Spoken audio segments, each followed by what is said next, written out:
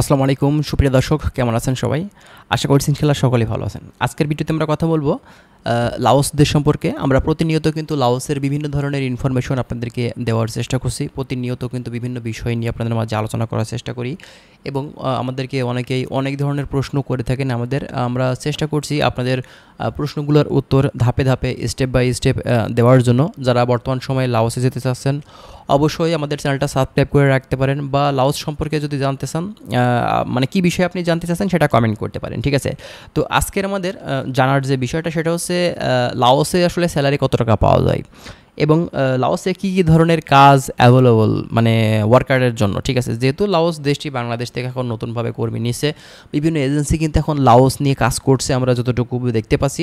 তো লাওসে আপনি কী ধরনের কাজ সেখানে গেলে পেতে পারেন বর্তমান সময়ে এবং স্যালারি কেমন দিবে, এইসব বিষয়গুলো নিয়ে কিন্তু আজকে কথা বলবো।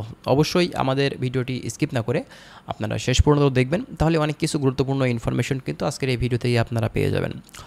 তো ফার্স্ট অফ অল আপনাদেরকে বলবো যে লাওসে বর্তমান সময়ে এখন আপনি কী ধরনের কাজ পাবেন। দেখুন, রিসেন্টলি যে এজেন্সিগুলো কাজ করছে বেশিরভাগ এজেন্সি কিন্তু এখন বিল্ডিং কনস্ট্রাকশন সেক্টরের সাইটটা নিয়ে কিন্তু এখন তারা কর্মী পাঠাচ্ছে, ঠিক আছে?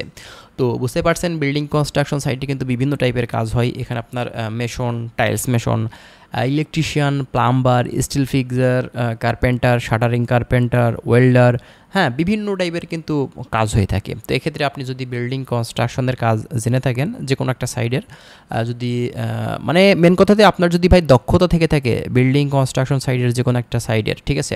তো তাহলে কিন্তু আপনার জন্য লাওস দেশটি ভালো হবে এবং এখান থেকে আপনি ভালো একটা অ্যামাউন্টের স্যালারি কিন্তু ইনকাম করতে পারবেন। যদি সাধারণ কর্মী হয়ে থাকেন এক্ষেত্রে বেতন দেখা যাবে যে আপনার $350 থেকে $500 পর্যন্ত কিন্তু আপনি মান্থলি পেতে পারেন, যেটা বাংলাদেশি টাকাতে 45 থেকে প্রায় 60,000 টাকার কাছাকাছি। এবং আপনি যদি একজন দক্ষ কর্মী হয়ে থাকেন সেক্ষেত্রে কিন্তু আরও কিছু বাড়বে, হ্যাঁ, সেটা আপনার 70+ হয়ে যাবে যদি আপনার কাজের দক্ষতা থেকে থাকে। বুঝতেই পারছেন ভাই, দক্ষ কর্মীর চাহিদা সব জায়গাতে বেশি এবং দক্ষ কর্মীর কিন্তু স্যালারিটাও বেশি হয়ে থাকে। এবং যারা স্কিল ওয়ার্কার মূলত তাদের কিন্তু কাজে কষ্ট কম হয়ে থাকে।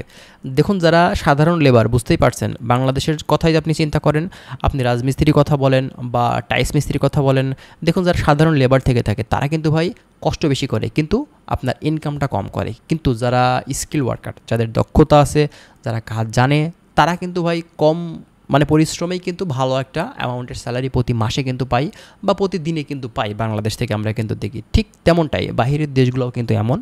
আপনার যদি ভাই কাজের দক্ষতা থেকে থাকে এক্ষেত্রে কিন্তু অবশ্যই আপনি বাহিরে থেকে যে কোনো কান্ট্রিতে গেলে আপনি ভালো অ্যামাউন্টের স্যালারি কিন্তু আপনি তুলতে পারবেন।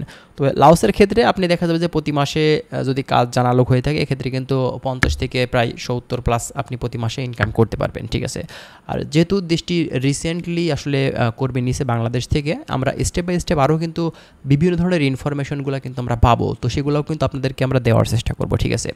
তো লাওস সম্পর্কে যারা জানতে ইচ্ছুক রেগুলার অবশ্যই আমাদের চ্যানেলটা সাবস্ক্রাইব করে রাখবেন। তো ভালো থাকবেন সবাই, আশা করছি বিষয়গুলো আপনারা ক্লিয়ার হয়েছেন। আর যাই হোক, আরেকটা বিষয় সেটা হচ্ছে শুধুমাত্র বিল্ডিং কনস্ট্রাকশন না, আপনি কিন্তু এছাড়াও আপনি কিন্তু হোটেল, রেস্টুরেন্ট, তারপরে দেখা যাচ্ছে যে বিভিন্ন টাইপের ফ্যাক্টরি, দোকান, এইসব কাজগুলোতেও কাজ করতে পারবেন। এটা কিন্তু বর্তমান সময়ের জন্য খুবই সীমিত পরিমাণে কিন্তু এইসব কাজে কর্মী পাঠাচ্ছে বাংলাদেশ থেকে।